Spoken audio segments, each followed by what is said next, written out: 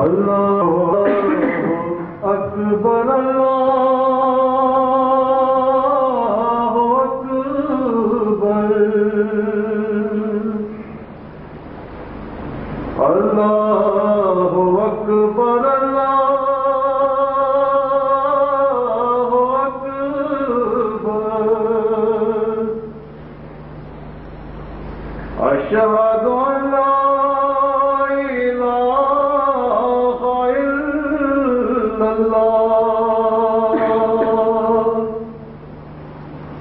أشهد أن لا إله إلا الله أشهد أن محمدا رسول الله أشهد أن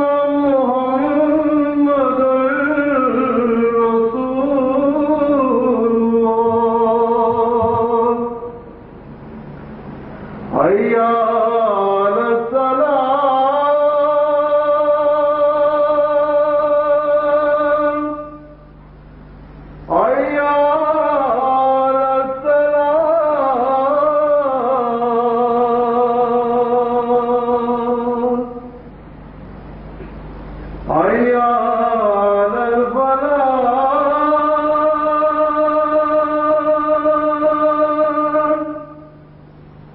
حي على الفلاح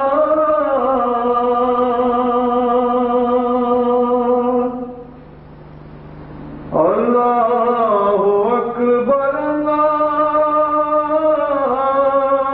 أكبر لا إله إلا الله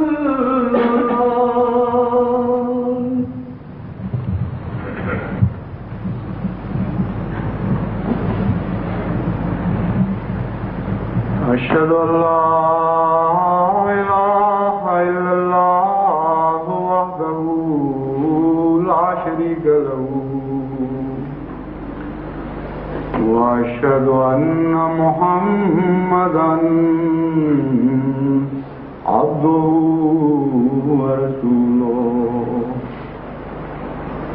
أما بعد فأعوذ بالله من الشيطان الرجيم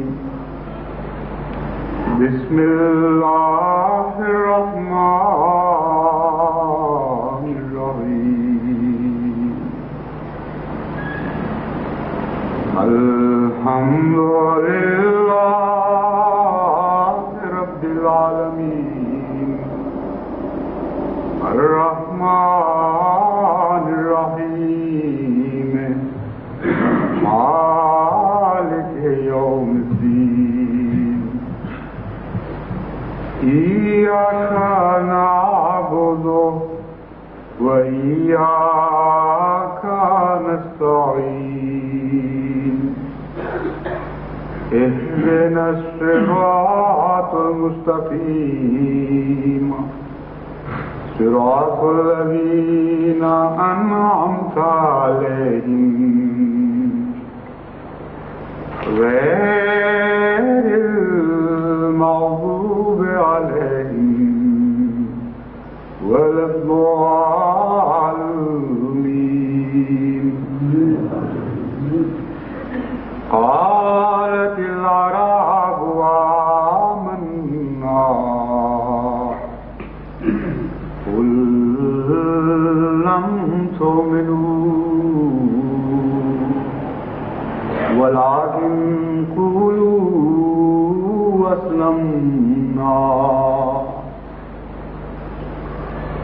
ولكن قولوا أسلمنا ولما يدخل الإيمان في قلوبكم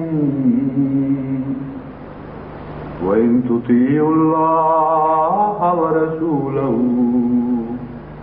لا يلدكم من أعمالكم شيئا ان اللہ غفور رحیم۔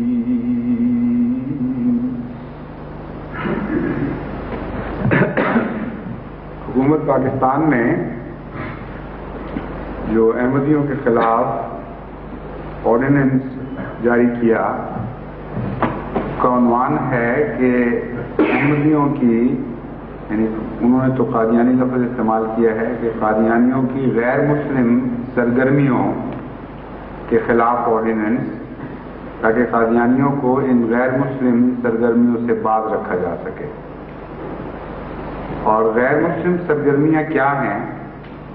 سب سے پہلی اذان، کہ غیر مسلم اگر کوئی اذان دے گا تو یہ غیر مسلم سرگرمی کہلائے گی۔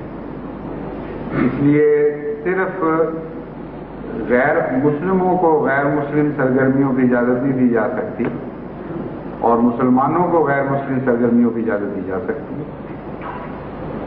دوسری غیر مسلم سرگرمی یہ بتائی گئی ہے کہ وہ اپنے آپ کو مسلمان کہتے ہیں، تو مسلمان کہنا ایک بہت بڑی غیر مسلم سرگرمی بن گئی، اور چونکہ یہ غیر مسلم سرگرمی ہے اس لیے نتیجہ یہ نکلتا ہے کہ غیر مسلموں کو اس غیر مسلم سرگرمی کی اجازت نہیں دی جا سکتی، اور مسلمانوں کو اس غیر مسلم سرگرمی کی اجازت دی جا سکتی ہے۔ الحاظ قیاس یہ منطق آگے چلتی چلی جاتی ہے اسی طرح۔ اس وقت اس کے تجزیہ کے متعلق تو میں کچھ مزید نہیں کہنا چاہتا، یہ تمہید میں نے اس لیے باندھی ہے کہ جب جماعت کی طرف سے یہ سوال اٹھایا گیا کہ بھئی وہ غیر مسلم سرگرمیاں اگر یہ ہیں تو یہ تو بڑی تعجب کی بات ہے، پھر تو سب کو روکنا چاہیے ان غیر مسلم سرگرمیوں سے، مسلمانوں کو بھی روکنا چاہیے، غیر مسلموں کو بھی روکنا چاہیے، صرف قادیانی رہ گئے ہیں ان سرگرمیوں سے روکنے کے لیے۔ تو حکومت نے پھر ایک وائٹ پیپر شائع کیا۔ ویسے تو وہ وائٹ پیپر چونکہ جھوٹ کا بلندہ ہے اور دل آزاری نہایت گندی قسم کی گئی ہے، حضرت مسیح موعود علیہ السلام پر نہایت بےہودہ اور ذلیل الزام لگائے گئے ہیں، کوئی بنا نہیں ہے اس کی، نہ قرآن پر بنا ہے نہ سنت پر بنا ہے، اس لیے سیاہ کاغذ کو اس کو نام رکھنا چاہیے، سفید کاغذ نام رکھنے کی تو کوئی اس کی گنجائش نہیں۔ لیکن اس پہلو سے شاید ٹھیک ہو کہ سفید جھوٹ بھی کہا جاتا ہے، تو اگر اس محاورے کے روح سے اسے وائٹ پیپر کہا جاتا ہے یعنی قرطاس ابیض، تو پھر تو کوئی اعتراض کی بات نہیں، اور ہے بھی وہ یہی انہی معنوں میں۔ باوجود اس کے کہ اس میں شدید دل آزاری سے کام لیا گیا ہے، ایک پہلو سے مجھے خوشی ہے کہ کچھ بولے تو صحیح ہو، اور جماعت کو اس کے نتیجے میں اپنے جوابی کارروائی کا مؤثر موقع ملے گا، لیکن بولے عجیب طرح ہیں۔ ایک طرف حضرت مسیح موعود علیہ السلام کی کتب سے ایسے فرضی حوالے نکالے گئے ہیں جو کسی اور موقع پر کسی اور کے لیے استعمال ہوئے ہیں، کچھ اور مضمون رکھتے ہیں، اور ان سے ان کو اس طرح اخذ کیا گیا ہے کہ گویا وہ شدید دل آزاری کا موجب ہے مسلمانوں کے لیے، اور دوسری طرف وہ اصل کتب ضبط کر لی گئی ہیں جن میں وہ حوالے ہیں، اور ان کی اشاعت کی اجازت نہیں۔ گویا کہ وائٹ پیپر تو یہ تشہیر کرے گا کہ دیکھو یہ ہماری دل آزاریاں ہو رہی ہیں، یعنی دل آزاریاں تو جاری رہیں گی، اور اصل کتاب کو دیکھ کر یہ معلوم کرنے کا موقع کسی کو میسر نہیں آئے گا کہ دل آزاری ہوئی بھی تھی کہ نہیں۔ اس کو تو کسی شاعر نے خوب ادا کیا ہے کہ سنگ و خشت مقید ہیں اور سگ آزاد، کہ پتھروں کو تو باندھ دیا گیا ہے اور کتوں کو آزاد چھوڑ دیا گیا ہے، دل آزاری فرضی دل آزاری کو تو آزاد کر دیا گیا ہے اور جوابی کارروائی کو بند کر دیا گیا۔ تو جتنی خوشی اس پہلو سے ہو سکتی تھی کہ ایک جواب کا موقع پاکستان میں میسر آ جائے گا، وہ خوشی تو ساتھ ہی اس طریقے کار نے ظاہر کر دی۔ لیکن جہاں تک غیر دنیا کا تعلق ہے، خدا تعالیٰ کے فضل کے ساتھ اس کا موقع تو بہرحال میسر آئے گا۔ کہاں کہاں حکومت پاکستان کا قانون احمدیوں کی زبان بندی کرے گا؟ آخر آزاد دنیا وسیع بڑی ہے، وہاں سے آواز اٹھ سکتی ہے، اٹھے گی، پھیلے گی، اور جہاں جہاں انہوں نے یہ تقسیم کرایا ہے اس سے زیادہ کثرت کے ساتھ انشاءاللہ تعالیٰ اس کے نقطہ بہ نقطہ جوابات تیار کر کے تقسیم کیے جائیں گے۔ کچھ تو میں اپنے خطبات میں بھی بیان کروں گا تاکہ وہ لوگ جنہیں پڑھنے کا زیادہ موقع میسر نہیں آتا اور خطبے ضرور سنتے ہیں ان تک بھی بات پہنچ جائے، اور اس طرح احمدیوں کو اپنے دفاع میں کچھ ہتھیار میسر آ جائیں۔ ان پڑھ احمدی بھی جب خطبہ غور سے سنتا ہے تو کافی حد تک سمجھ جاتا ہے بات کو، اس لیے ان کے لیے ایک اچھا موقع مل جائے گا۔ اور اگر یہ چونکہ لمبا بھی بہت ہو سکتا ہے اور خطبات دوسرے مقاصد کے لیے بھی استعمال کرنے ہوتے ہیں، اس لیے اگر کچھ حصہ رہ جائے بیچ میں سے تو وہ ویسے بھی پمفلٹ کی صورت میں چھپانا ہی تھا، وہ چھپایا جائے گا اور سب تک وہ پہنچ جائے گا، اس لیے کوئی خلا نہیں رہے گا انشاءاللہ تعالیٰ۔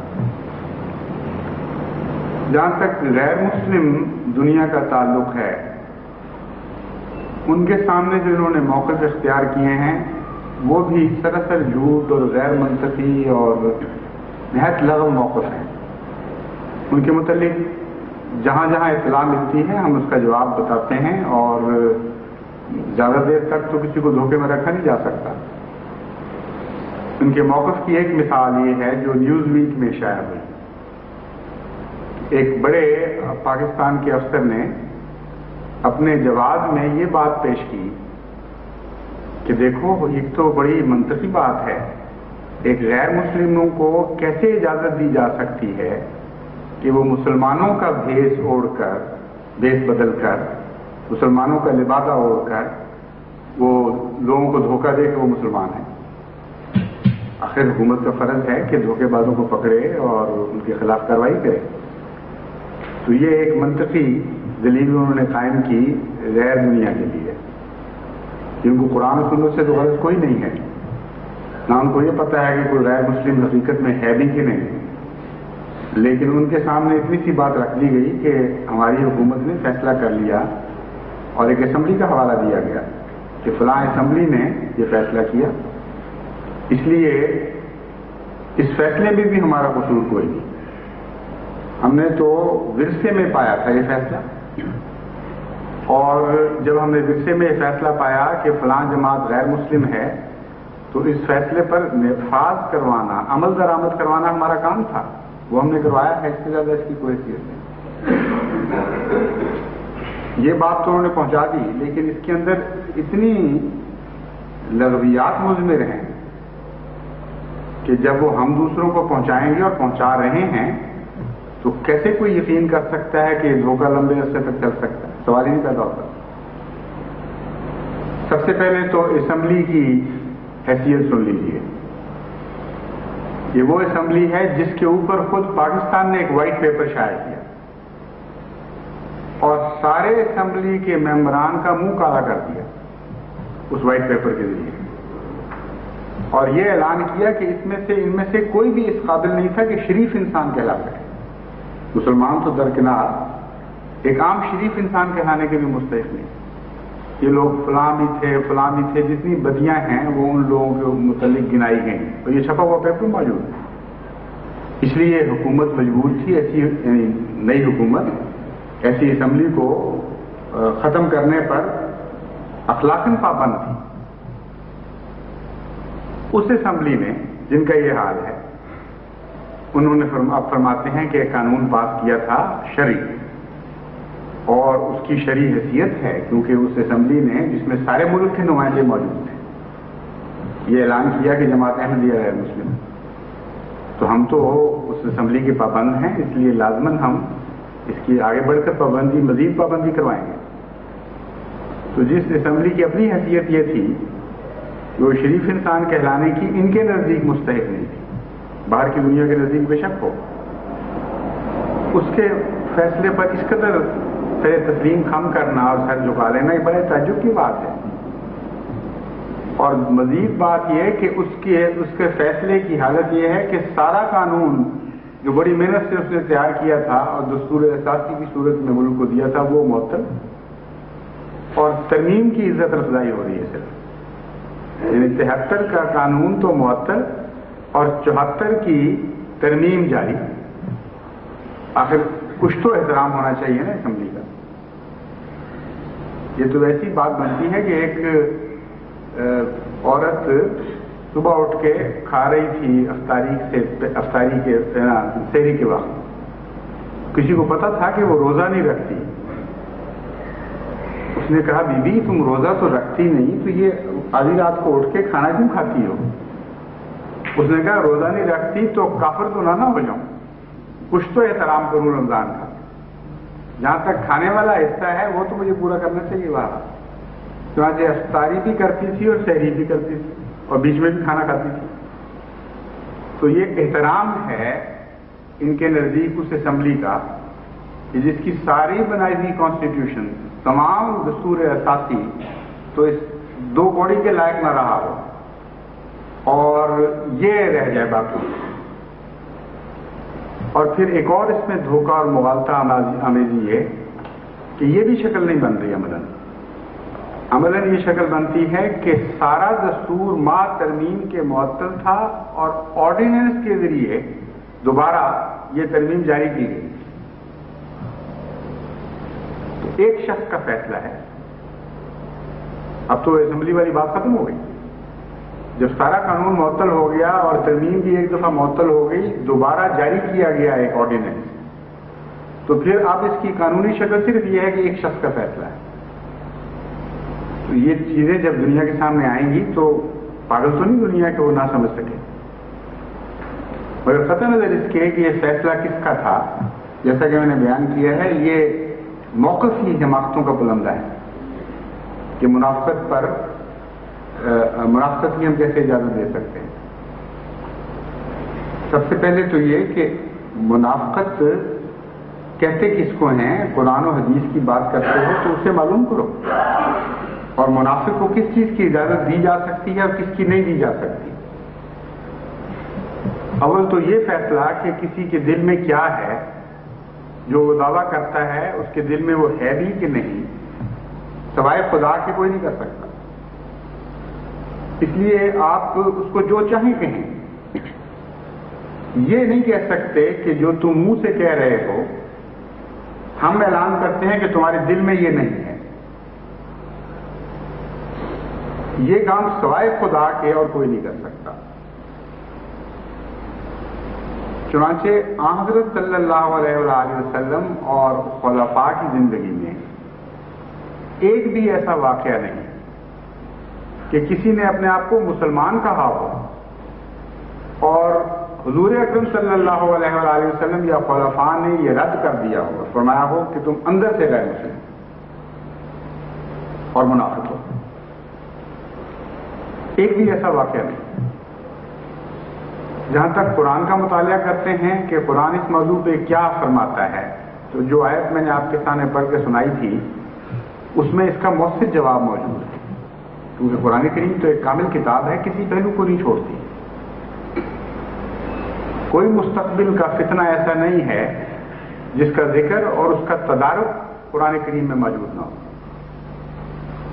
چنانچہ سارے آرڈیننس کا تدارک قرآن کریم میں موجود ہے، دلیل کا بھی اور جو بعد میں موقف اختیار کیا گیا اور آرڈیننس کی جو تفاصیل ہیں، جب میں آپ کو سناؤں گا اس کی آیت کی تشریح تو آپ حیران ہوں گے کہ ان سب چیزوں کا ذکر موجود ہے۔ اللہ تعالیٰ فرماتا ہے آن حضرت صلی اللہ علیہ وآلہ وسلم کو خبر دیتے ہوئے، قالت الاعراب آمنا، اعراب یہ کہتے ہیں کہ ہم ایمان لے آئے ہیں، قل لم تؤمنوا، ہم تمہیں بتا رہے ہیں جس کی دل پر نظر ہے کہ ایمان نہیں لائے، کہہ دو ان کو بے شک کہ لم تؤمنوا، تم ہرگز ایمان نہیں لائے، ولیکن قولوا اسلمنا، لیکن تمہارا مسلمان کہلانے کا حق میں پھر بھی نہیں چھینوں گا۔ یہ کہنے کے باوجود کہ خدا نے مجھے خبر دی ہے کہ تم ایمان نہیں لائے، ساتھ ہی ان کا خوف دور کرو۔ اگر ان کو یہ خوف پیدا ہو جائے کہ اب شاید وہ مسلمان نہیں کہہ سکتے اپنے آپ کو، تو کھل کر بتا دو قولوا اسلمنا، میں تمہیں کہتا ہوں جو اول المسلمین کہ تم اسلام کہہ سکتے ہو کہ ہم اسلام لائے، ولیکن قولوا اسلمنا ولما يدخل الایمان فی قلوبکم، یہ کہو کہ ہم اسلام لے آئے ہیں حالانکہ ایمان تمہارے دلوں میں داخل ہی نہیں ہو۔ اس سے بڑا منافق بھی کوئی متصور ہو سکتا ہے جس کے متعلق خدا گواہی دے آسمان سے اور اپنے سب سے برگزیدہ رسول کو خود بتائے، اصدق الصادقین کو اطلاع دے رہا کہ یہ لوگ جو دعویٰ کرتے ہیں کہ ہم مومن ہیں، ان کے دلوں میں ایمان نے جھانک کے بھی نہیں دیکھا، لیکن ساتھ ہی یہ حکم بھی دیتا ہے اس کے باوجود ان سے مسلمان کہلانے کا حق تم نے نہیں چھیننا، بلکہ اپنی زبان سے یہ کہو ہمیں علم ہے ایمان تمہیں حاصل نہیں ہوا، تمہارے اندر داخل ہی نہیں ہوا، پھر بھی خدا مجھے کہتا ہے کہ تمہیں کہہ دوں کہ تم مسلمان کہو اپنے آپ کو، اس سے تمہیں کوئی ضرورت نہیں۔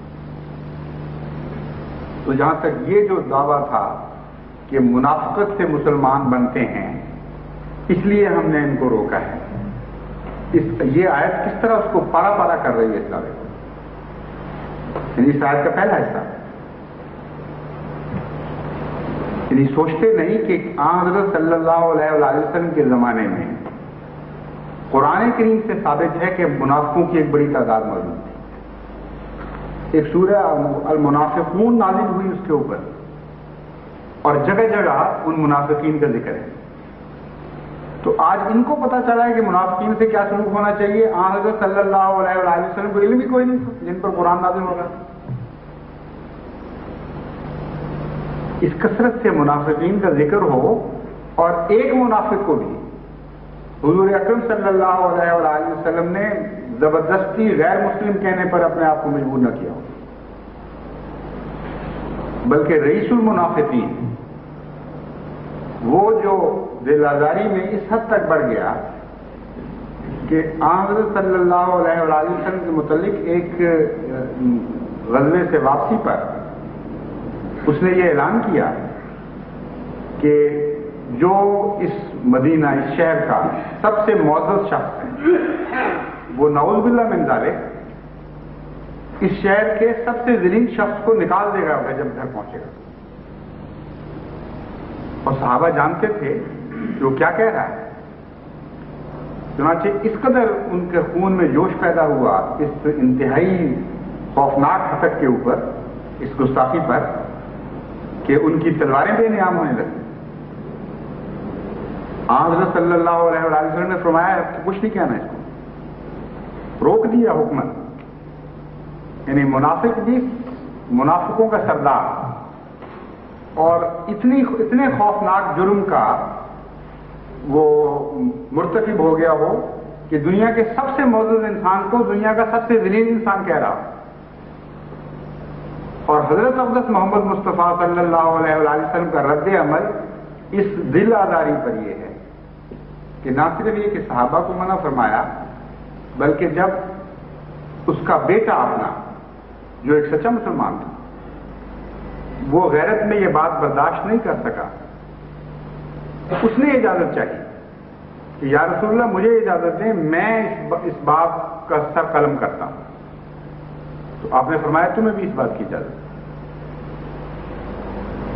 شاید اس کے دل میں یہ خیال آیا ہو کہ باقی لوگوں کو اگر اجازت دی تو شاید رسول اللہ صلی اللہ علیہ وسلم کو میرا خیال ہو میرے جذبات کا، کہ بیٹا تو مخلص ہے، اس کے دل کو تکلیف نہ پہنچے کہ کوئی اور اس کے باپ کو قتل کر رہا ہے۔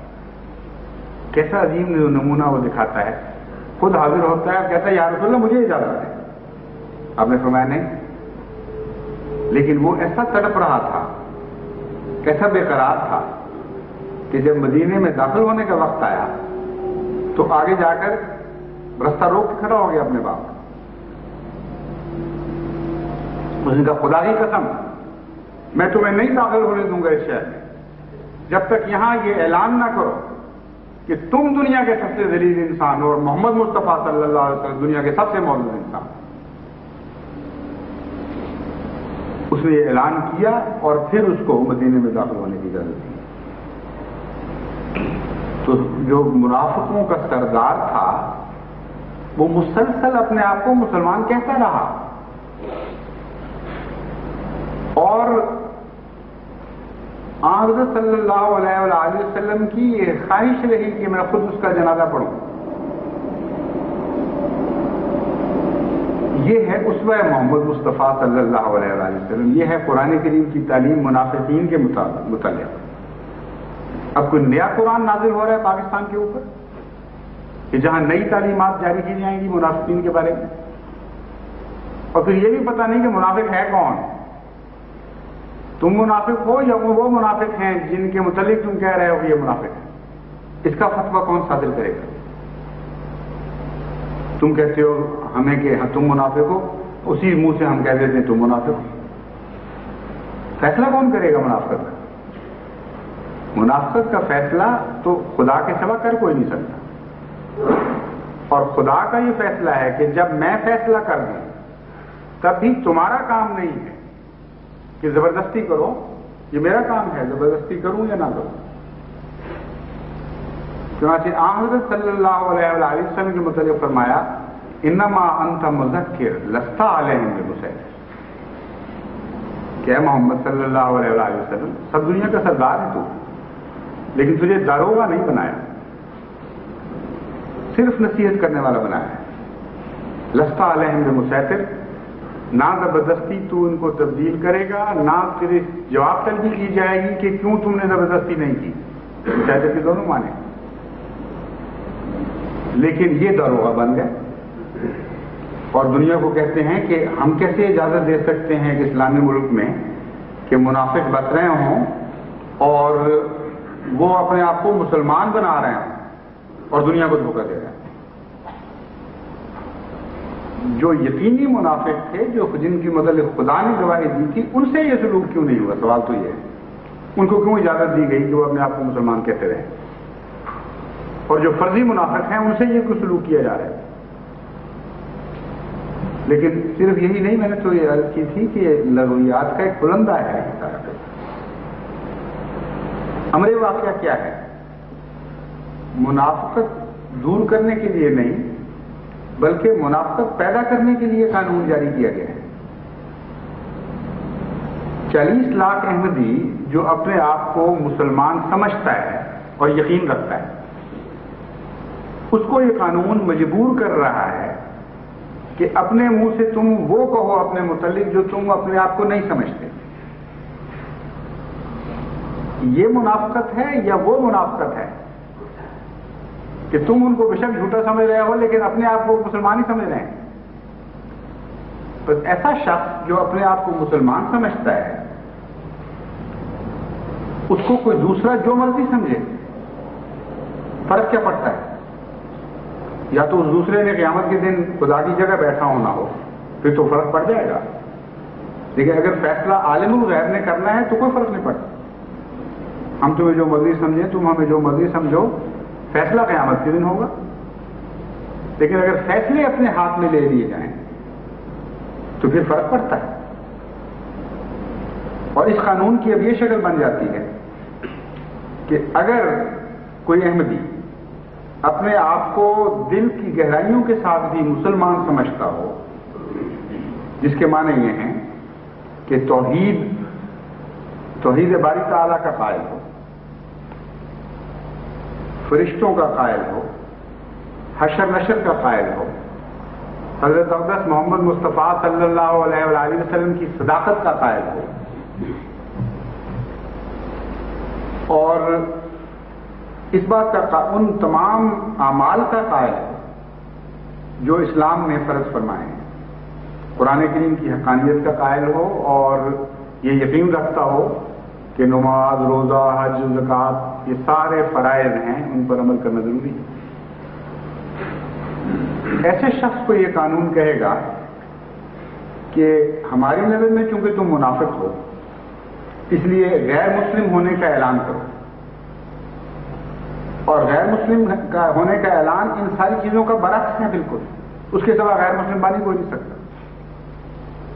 یعنی قانون کہے گا کہ خدا کو واحد تسلیم کرتے ہوئے بھی کہو کہ میں اس کو ایک نہیں سمجھتا، محمد رسول کریم صلی اللہ علیہ وآلہ وسلم کو سچا جانتے ہوئے اعلان کرو کہ وہ نعوذ باللہ جھوٹے ہیں، قرآن کو سچی کتاب، حقانی کتاب اور واجب العمل کتاب سمجھتے ہوئے اس کی تکذیب کرو کہ جھوٹی ہے، یہ قابل عمل نہیں، اور یہ اعلان کرو کہ یوم حشر نشر سب کہانیاں اور قصے ہیں اور فرشتوں کا کوئی وجود نہیں۔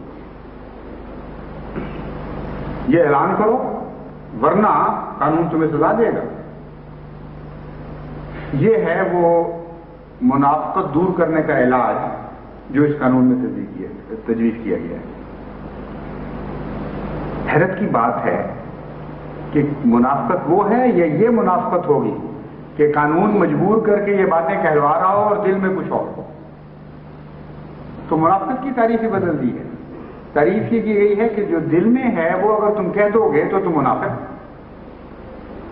اور جو دل میں نہیں ہے وہ کہو گے تو تمہاری منافقت دور ہوگی۔ اس کا جواب بھی اس آیت میں موجود ہے، اور ساتھ یہ کہ چونکہ تم جھوٹے ہو ہم تمہیں عمل نہیں کرنے دیں گے، قرآنی تعلیمات پر عمل ہم نہیں کرنے دیں گے، کیونکہ تمہارا تعلق ہی کوئی رشتہ کیا ہے تمہارا قرآن کریم سے۔ جب ہم نے تمہیں غیر مسلم کہہ دیا تو اب تمہارا رشتہ ٹوٹ گیا قرآن کریم سے۔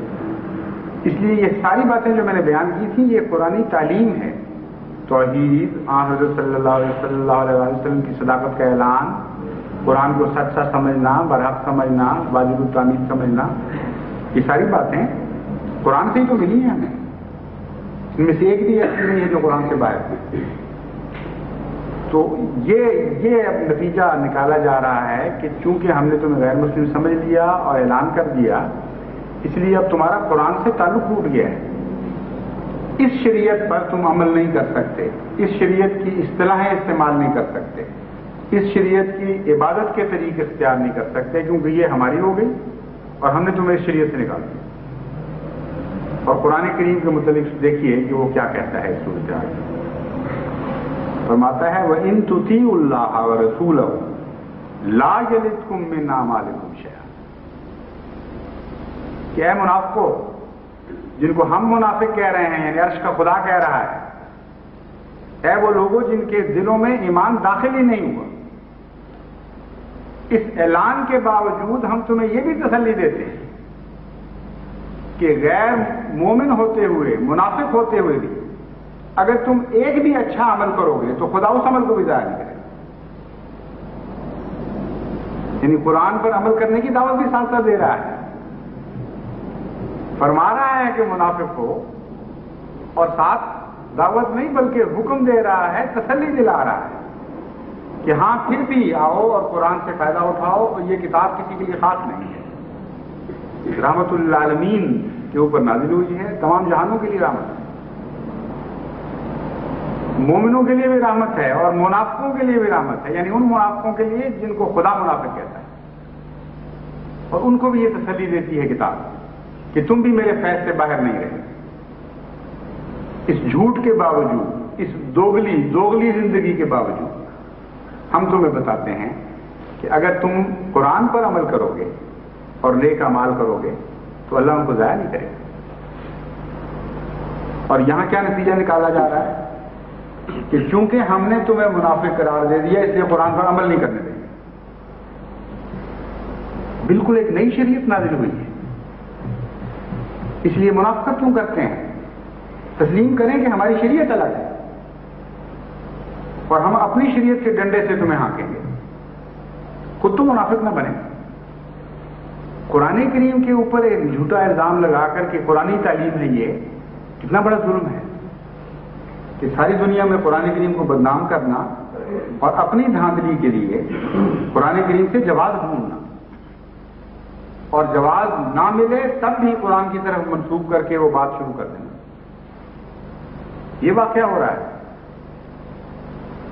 اس لیے منافقت کا اول تو سوال ہی کوئی نہیں. منافق تو وہ ہوتا ہے جو جھوٹ بول کر اپنے عقیدے کے برخلاف بات کرتا. ہمیں تو کہتے ہیں تم کرو اس طرح. بس منافقت سے بچانے والا قانون نہیں ہے، منافق بنانے والا قانون ہے. اور عملاً اس قانون کے فیض میں احمدیوں کے سوا ہر قسم کے خیالات کے لوگ داخل ہو سکتے ہیں، اس سے فیض پا سکتے ہیں. اس کو ذرا آگے بڑھ کر دیکھیے. ایک طرف یہ کہتے ہیں کہ تم جھوٹ بولتے ہو، دل میں کچھ اور ہے، اوپر سے کچھ اور کہتے ہو. اور دوسری طرف کامل یقین ہے کہ حضرت مسیح موعود علیہ الصلوۃ والسلام کا انکار نہیں کریں گے. اس لیے اسلام میں داخل ہونے کی شرط میں حضرت مسیح موعود علیہ السلام کا انکار داخل کر دیا. نوکریاں چھوڑ دیں گے، جائیدادوں سے محروم ہو جائیں گے، اپنے سارے حقوق طلب کروا لیں گے، لیکن دل سے جانتے ہیں، اور یہ گواہی دے رہے ہیں ساتھ کہ اتنے سچے لوگ ہیں کہ شدید سے شدید تکلیف برداشت کر لیں گے لیکن جھوٹ نہیں بولیں گے. اور یہی ہو رہا ہے. تو منافق اس کو کہتے ہیں کہ ہر قسم کے دکھوں کو آنکھوں میں آنکھیں ڈال کے دیکھے اور قبول کر لے اور جھوٹ نہ بولے. تو اپنا عمل کھول کر بتا رہا ہے کہ منافق ہم نہیں ہیں بلکہ کوئی اور ہے، اور وہی ہے جس کو خدا کی تقدیر ظاہر کرے گی کہ تم منافق ہو.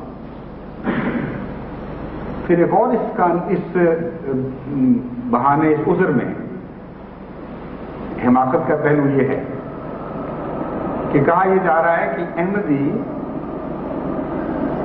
مسلم بن کر گویا سوسائٹی کو دھوکہ دے رہے ہیں، اور اس طرح عوام الناس بچارے یہ سمجھ کر کہ یہ بھی مسلمان ہیں وہ ان کے دھوکے میں آ جاتے ہیں. ایسی احمقانہ بات ہے کہ جس کے متعلق یہ فیصلہ ہوا ہو 74 کی اسمبلی میں کہ وہ غیر مسلم ہیں، وہ عوام الناس کو کیا دھوکہ دیتے ہیں کہ ہم کچھ اور ہیں. یا تو غیر احمدی بن کر اپنے اندر شامل کرتے ہوں پھر تو دھوکہ ہے، احمدی بن کر جب شامل کرتے ہیں تو پھر کس طرح دھوکہ ہو گیا. اور پھر دھوکہ کیسے ہو گیا جبکہ احمدی ہونے کے نتیجے میں سزا ملتی ہے. عجیب بات یہ ہے کہ جب بھی کوئی احمدی ہوتا ہے پاکستان میں خصوصیت کے ساتھ، اس کے ساتھ ایسا خوفناک سلوک کیا جاتا ہے کہ اس کے نتیجے میں دو باتیں تبھی نتیجے کے طور پر سامنے آتی ہیں. اول یہ کہ یہ جماعت دھوکہ دینے والی نہیں ہے، کیونکہ دھوکہ دینے والا تو لالچ دیتا ہے کہ تمہیں یہ ملے گا اور وہ ملے گا، تمہیں جائیدادیں ملیں گی، تمہیں نوکریاں ملیں گی، تمہیں فلاں نعمتیں نصیب ہوں گی. جس جماعت میں داخل ہونے کے ساتھ ہی پہلی نعمتیں بھی ہاتھ سے جاتی رہیں، نوکریاں چھوٹ رہی ہوں، ماں باپ گھر سے نکال رہے ہوں، بیویاں روٹ کر گھروں میں جا کے بیٹھ جائیں، قیامت برپا ہو جائے شہر میں، جہاں معزز تھا وہاں کا ذلیل انسان بن جائے، باپ اپنے بیٹوں کو جائیدادوں سے محروم کر دیں، مائیں اتنا ماریں کہ حلیے بگاڑ دیں مارنا، چھوٹے بھائی اٹھ کر گالیاں دیں اور منہ پہ تھپڑ ماریں. یہ سارے واقعات پاکستان میں ہو رہے ہیں اور ہوتے ہیں ہمیشہ. یہ کہا جا رہا ہے کہ تم دھوکہ دے کر ان لوگوں کو ساتھ شامل کر رہے ہو. عجیب دھوکہ ہے. دھوکہ تو وہ ہے جو تم کرتے ہو کہ وہ دو چار مرتد جو ہیں ان کے لیے دیگیں پکتی ہیں، ان کے گلوں میں ہار ڈالے جاتے ہیں، ان کے لیے گیٹ بنتے ہیں اور 2-4 دن دعوتیں ہوتی ہیں ان کی. اس کو تو دھوکہ کہا جا سکتا ہے. یہ کس طرح دھوکہ ہو گیا کہ مار پڑ رہی ہو اور یہ دھوکہ دے کے بلایا جاتا ہے. عجیب قسم کا دھوکہ ہے. ہر تاریخ الٹ گئی ہے، ہر بات ہی الٹی ہو گئی. اور پھر یہ بھی ثابت ہو جاتا ہے ساتھ ہی دوسرا پہلو یہ ہے کہ جو آنے والا ہے منافق نہیں ہے. نہ وہ جماعت منافق ہے جس میں آ رہا ہے، نہ وہ آنے والا منافق ہے، کیونکہ جھوٹ کی خاطر کوئی ایسی مصیبت برداشت نہیں کر سکتا.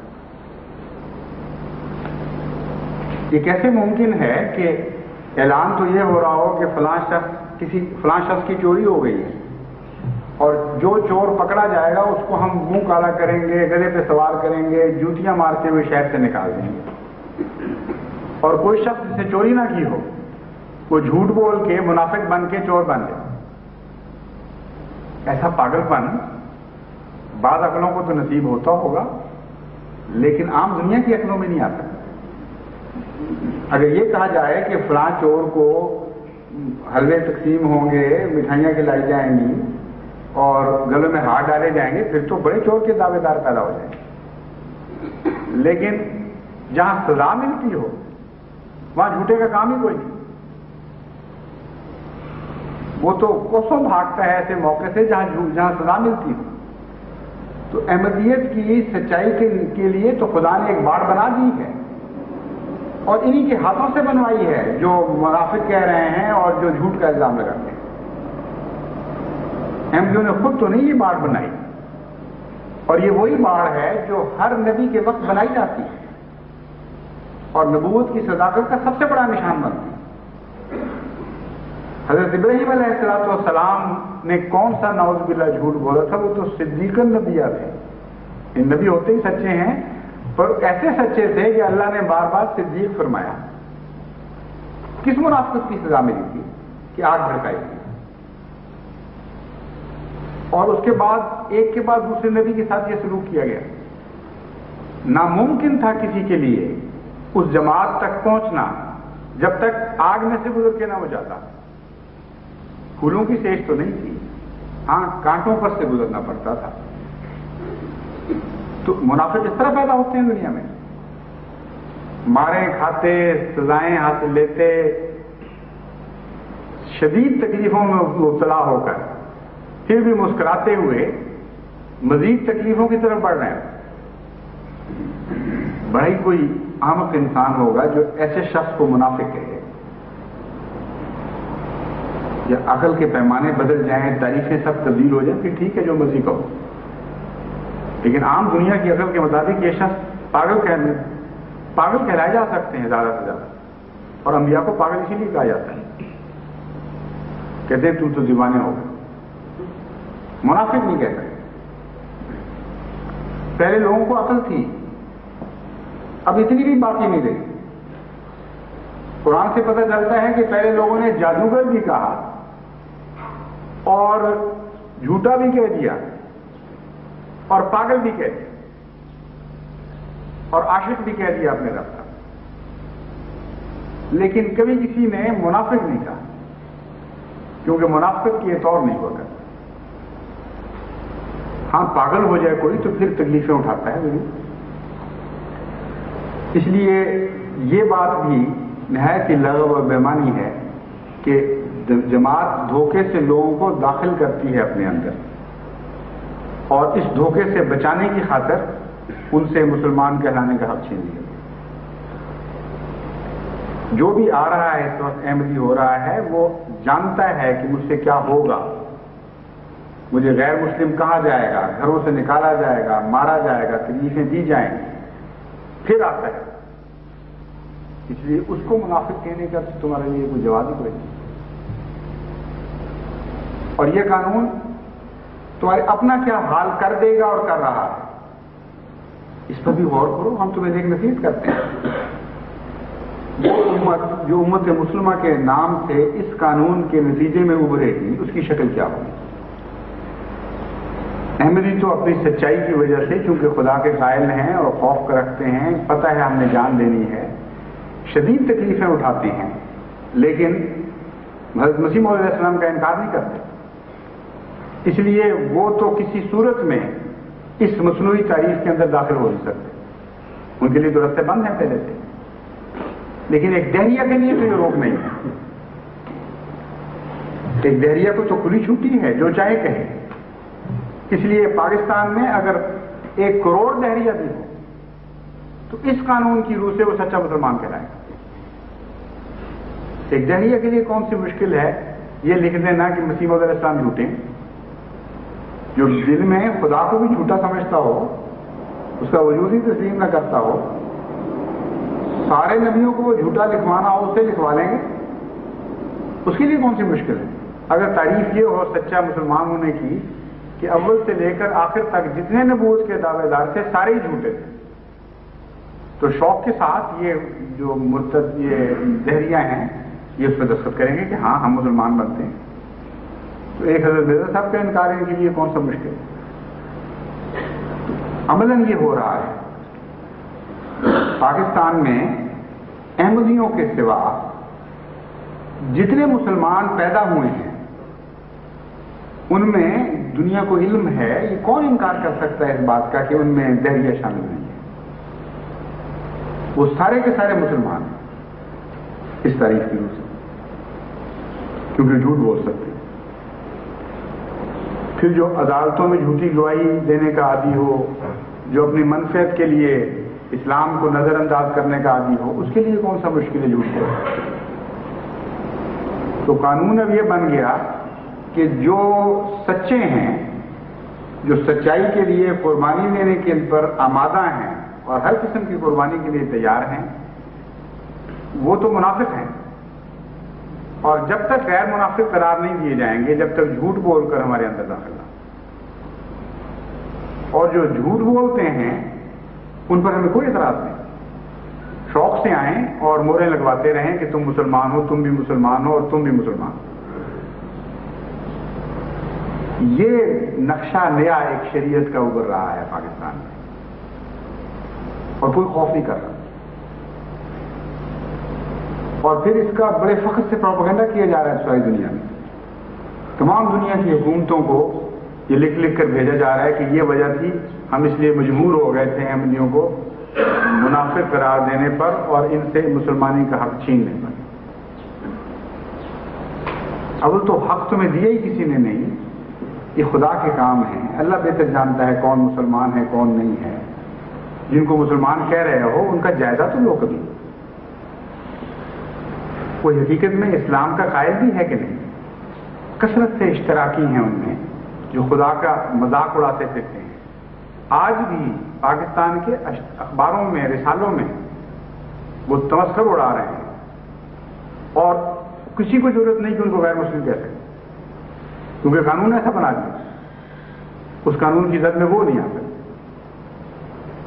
یہ تو ویسی بات ہے کہ رحمتیں تیری ہیں اغیار کے کاشانوں پر، برق گرتی ہے تو بیچارے مسلمانوں۔ عجیب قانون ہے کہ سوائے مسلمانوں کے کسی پر حملہ نہیں کرنا، یعنی جو سچے ہیں اپنے دل کے ساتھ، جن کو جھوٹ بولنے کی استطاعت نہیں ہے، ان کو لازماً یہ نکال کر باہر کر دیتا ہے۔ باقی جہاں تک تعلق ہے دوسرے سو کال دلائل، مبینہ مذمومہ دلائل جو قصاص ابیر میں دیے گئے ہیں، ان کے متعلق جیسا کہ میں نے بیان کیا تھا، انشاءاللہ تعالیٰ ایک ایک حصہ اس کا لے کر جماعت پر واضح کیا جائے گا، اور میرا ارادہ ہے انشاءاللہ کہ اب چونکہ خدا تعالیٰ نے موقع میسر کر دیا ہے، انہوں نے ساری دنیا میں یہ جھوٹ پھیلایا ہے، اس لیے اس کا جواب جس جس ملک تک پہنچا اس کی زبان میں ترجمے کروا کر کثرت سے تقسیم کروایا جائے گا، اور خدا تعالیٰ کے فضل سے اب احمدیت کو ایک تبلیغ کا ایک بہت اچھا موقع میسر آ گیا ہے۔ عجیب بات ایک اور بھی ہے اس میں کہ ایک طرف تبلیغ بند کر دی ہے احمدیوں کے لیے، دوسری طرف احمدیوں کے خلاف دلائل جاری کیے۔ سوچنا یہ چاہیے کہ اس کا مقصد کیا ہے۔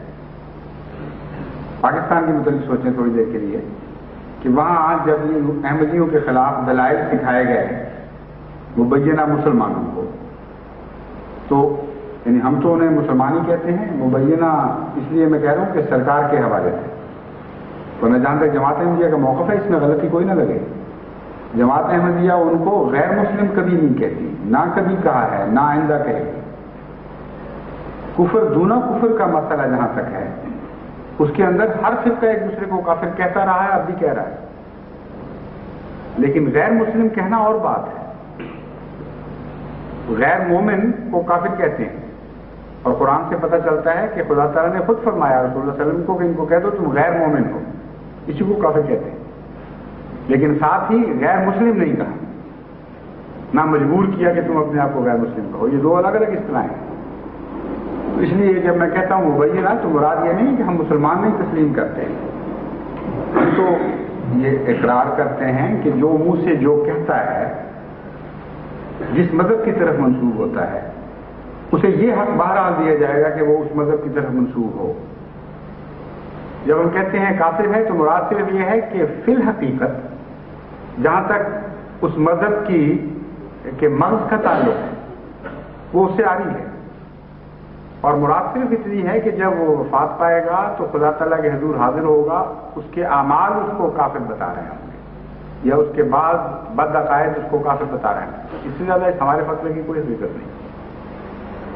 تو بہرحال یہ جو دوسرے مسلمان ہیں اس وقت پاکستان میں، ان کے متعلق ہم پر یہ پابندی ہے کہ ان کو تبلیغ نہیں کرنی.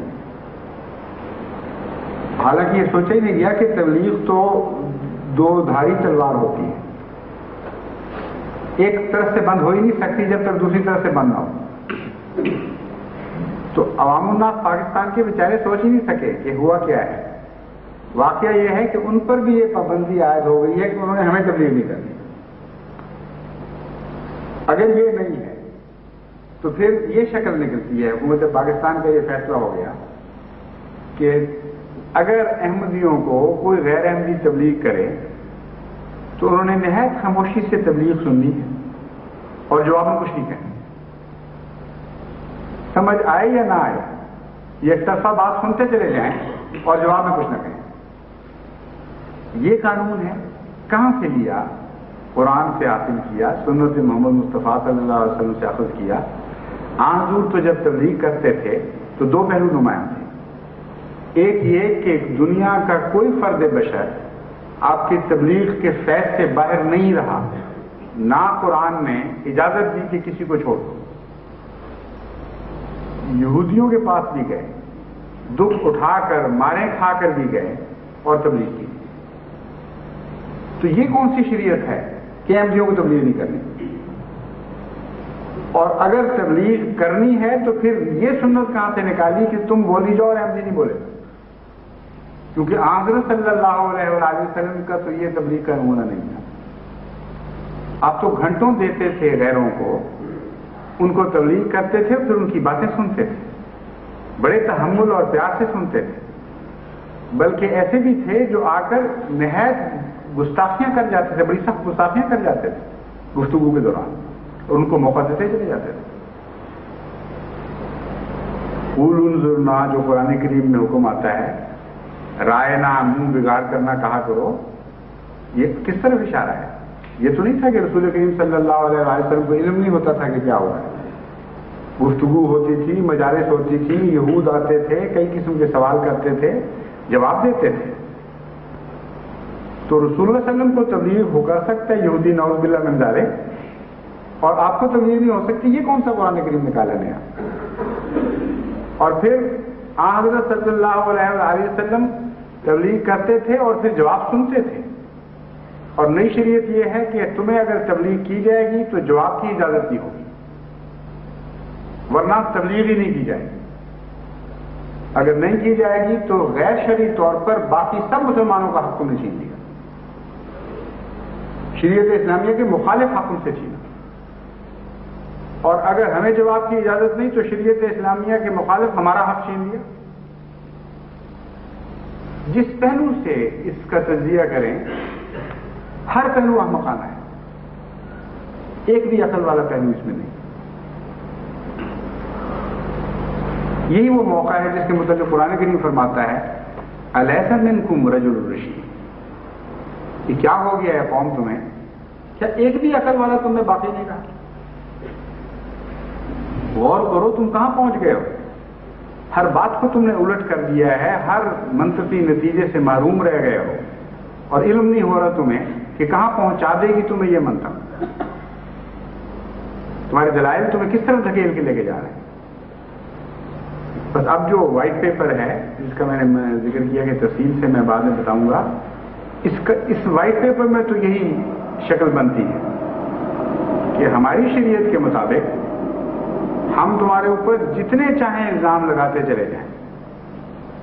تبلیغ یہ ہے ہماری، ہم تمہیں تبلیغ کر رہے ہیں، لیکن تمہیں جواب کی اجازت نہیں. یہ سنت تو قرآن سے ثابت ہوتا ہے کفار کی تھی، حضرت محمد مصطفیٰ صلی اللہ علیہ وسلم کی تو نہیں تھی.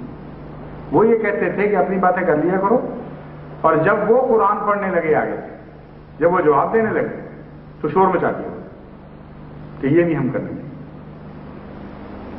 تو سنتیں بتا رہی ہیں کہ کون سچا ہے اور کون جھوٹا ہے۔ اپنے پاؤں پر تو کلہاڑی نہ ماریں۔ اگر ہمیں غیر مسلم سمجھتے ہیں تو آپ تو مسلم بنیں، یہ میری نصیحت ہے آپ کو۔ لیکن اگر نہیں بنتے اور لازماً جبر کا فیصلہ کر لیا ہے تو پھر قرآن کو تم بیچارے کو الزام تراشی سے محفوظ رکھیں۔ حضرت صلی اللہ علیہ وسلم کے اسوہ حسنہ پہ تو حملہ نہ کریں، کھل کر کہیں کہ ہم ایک نئی شریعت کے تابع ہیں جس کا نہ قرآن سے تعلق ہے نہ سنت محمد رسول اللہ صلی اللہ علیہ وسلم سے تعلق۔ پھر یہ دلداری تو ہماری نہیں ہوگی کہ قرآن پر آپ حملہ کر رہے ہیں اور ہمیں جواب کی اجازت ہے، حضور اکرم صلی اللہ علیہ وسلم کی سنت کو بگاڑ رہے ہیں اور دنیا کے سامنے نہایت بھیانک نقشہ پیش کر رہے ہیں اور ہمیں جواب کی اجازت ہے۔ ٹھیک ہے، جہاں بس چلتا ہے آپ جواب کی اجازت نہ دیں، لیکن جہاں ہمارا بس چلے ہم بڑی قوت اور بڑی فہم کے ساتھ، حکمت کے ساتھ، شرافت کے دائرے میں رہتے ہوئے کثرت سے جواب دیں گے۔ اس لیے احمدی کا فرض ہے کہ انفرادی طور پر بھی وہ جوابی کارروائی کے لیے تیار ہو جائے، اور جب لٹریچر مہیا کیا جائے تو اس کی تقسیم میں بھی بھرپور حصہ لے۔ ایک پمفلیٹ یہ حضرت افضل مسیح موعود علیہ السلام اور احمدیت کے خلاف شائع کریں تو 100 نہیں تو 10 پمفلیٹ تو ضرور سرے 10 شائع کیا جائے گا جواب میں، اور پھر جب خدا توفیق بڑھائے گا تو پھر ایک کے جواب میں 100 بھی ہم شائع کرنے لگیں گے انشاءاللہ۔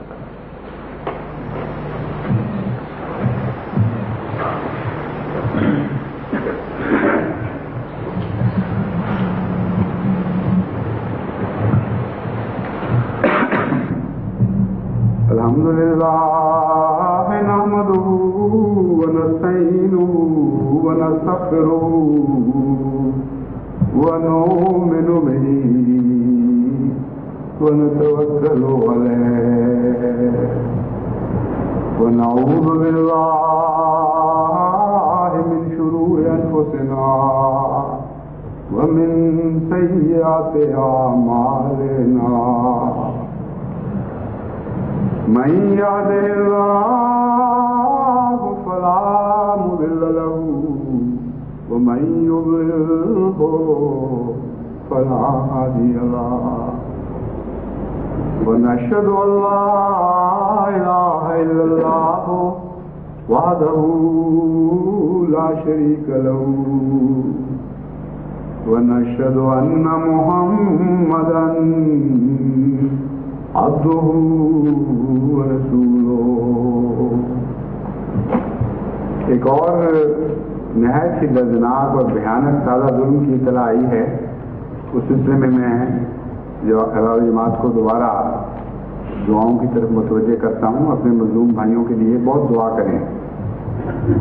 پہلے تو انہوں نے وہ باجوہ صاحب اور مولوی خورشید صاحب وغیرہ کے کیس میں ایک بالکل جھوٹا اور فرضی من گھڑت کیس ان کے خلاف بنا لیا اور کہا کہ یہ بوڑھے بیچارے اور بیمار یہ ایک مولوی کو اغوا کر رہے تھے، اس وقت پکڑے گئے، اور جب دنیا میں اس کے خلاف احتجاج ہوا تو ایک گند دوسرے گند پر مائل کر دیتا ہے، ایک جھوٹ دوسرے جھوٹ کی انگیخت کرتا ہے۔ انہوں نے اس ظلم کے اوپر مزید ظلم یہ کیا کہ وہ جو 2 نوجوان پکڑے ہوئے تھے ان پر اتنے دردناک اور ہولناک مظالم کیے ہیں پولیس نے کہ ان کے تصور سے بھی رونگٹے کھڑے ہو جاتے ہیں۔ ایسی بھیانک، ایسی بے حیائی کے ساتھ ان پر ظلم کیا گیا ہے کہ اسلام کے نام پر جھوٹ اگلوانے کے لیے اس قدر مظالم۔ تعجب ہے کہ ان کو کوئی خوف ہی نہیں ہے کہ ہم نے اس خدا کو جان بھی دینی ہے کہ نہیں۔ اس کو تو میں نے اس اطلاع کے متعلق تو اعلان کر دی، ان کو بتا ہدایت دے دی ہے کہ ساری دنیا میں اس واقعہ کو مشتہر کرنا چاہیے، اور سزا یہ دے رہے تھے کہ ان بڈھوں کو شامل کرو اور تحریر لکھ کے دو ہمیں کہ وہ دونوں تم بھی اغوا کرنا چاہتے تھے اور وہ دونوں بھی اغوا کروانا چاہتے تھے، اور ان کی ہدایت پر تم اغوا کروا رہے ہیں، تاکہ دنیا کے سے جو احتجاج آ رہے ہیں ان کو پھر وہ تحریر شائع کر کے دکھا دیں کہ یہ دیکھ لو تحریر۔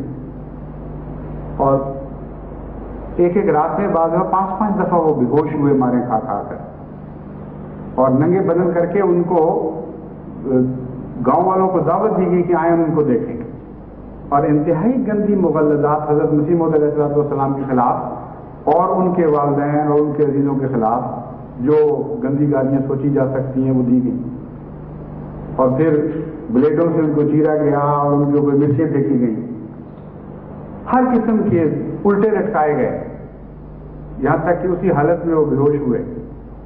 ہر دکھ جو آپ سوچ سکتے ہیں وہ ان کو دیا گیا، لیکن اللہ تعالیٰ نے ان کو استقامت عطا فرمائی، اور باجوہ صاحب اور ان بیچارے مظلوم کے متعلق انہوں نے آخر وقت تک نہیں دھیان دیا، اور جب یہ دیکھا کہ اب ہمارے پاس چارہ کوئی نہیں رہا، اس سے زیادہ تو پھر موت رہ گئی تھی باقی، تو اب اس کیس کو پولیس نے سفارش کر دی ہے کہ مارشل لا میں آزمایا جائے، کیونکہ سول ہتھیار جو ہمارے پاس تھے وہ تو ہم نے استعمال کر لیے، یہ تو ہتھ کنڈے ہیں نا سول، ان سے بڑھ کر تو سول کے پاس ہتھ کنڈا کوئی نہیں ہے، ہاں مارشل لا جس کو چاہے موت کی سزا دے دے، تو اب وہ کیس مارشل لا میں بھجوایا جا رہا ہے۔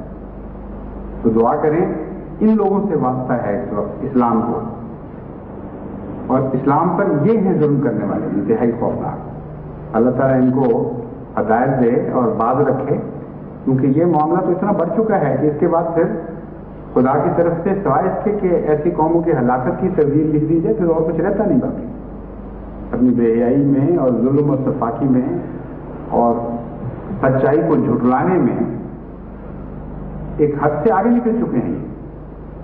بظاہر تو واپسی کی صورت نظر نہیں آ رہی ہے، لیکن دعا کرنی چاہیے، ہمارا فرض ہے، ہمارا اپنا وطن ہے، ہمیں اس سے محبت اور پیار ہے کہ چند شریروں کی وجہ سے سارے وطن پر عذاب آ جائے اور مصیبت پڑے، اس کا بھی ہمیں دکھ پہنچنا ہے، ان کو کہاں سے اس کا دکھ ہوگا۔ اللہ تعالیٰ فضل فرمائے۔ یہ دعا کی تحریک جو کر رہا ہوں خاص طور پر یاد رکھیں، راتوں کو اٹھیں تہجد میں دن رات ان بھائیوں کے درد کی حالت کو سوچ کر اور اپنی اس نعمت کی حالت کو سوچ کر کہ آپ آرام میں پھر رہے ہیں، خاص طور پر ان کے لیے دعائیں کرتے رہیں۔ عباد اللہ رحمکم اللہ، ان اللہ یامر بالعدل والاحسان، یامر بالعدل والاحسان وایتاء ذی القربی وینہی عن الفحشاء والمنکر والبغی یعظکم لعلکم تذکرون۔ اذکروا اللہ یذکرکم وادعوہ یستجب لکم ولذکر اللہ اکبر۔